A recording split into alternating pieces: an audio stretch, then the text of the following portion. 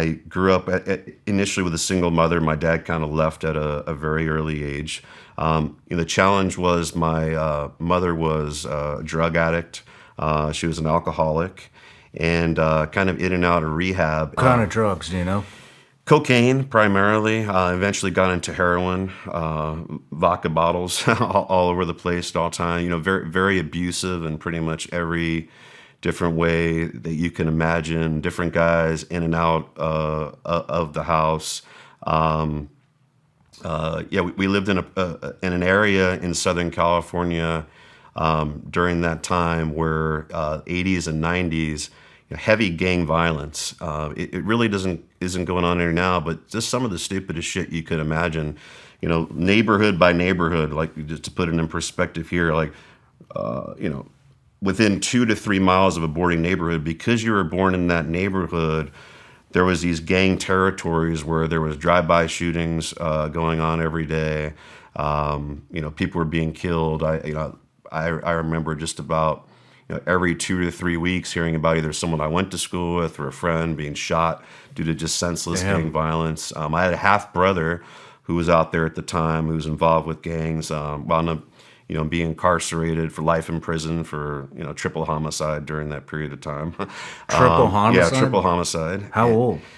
He was 22 at the time, 10 years older than me. Wow. It was really at that point in time the Mexican mafia that was controlling the gangs, primarily from inside the prison. I think if I wouldn't have gotten out of LA when I did to go to college when I was 18, I'd either be in jail, dead, or I don't really know what would be happening. One story I never told, and this is kind of what was the catalyst for me to get out of Southern California. When I was 17 years old, we were at a high school football game, and kind of a big fight broke out after that, rival gang members and everything that I was kind of caught up in the middle of. And somebody there next to me, everyone was kind of fighting. It was like 50 people fist fighting at the same time. One of the guys who we were fighting with, somebody else who I knew from the neighborhood, an older guy, came and stabbed this kid like 3 times in front of me. Yeah. And I was like, shit. Like, first time I saw, I'd seen these things, but right next to me. And, everyone kind of ran at that time. We took off, and about maybe 20 minutes later, police, LAPD came, 10 cop cars, chopper and everything. And about 20 of us in front of a house got pulled over to the side.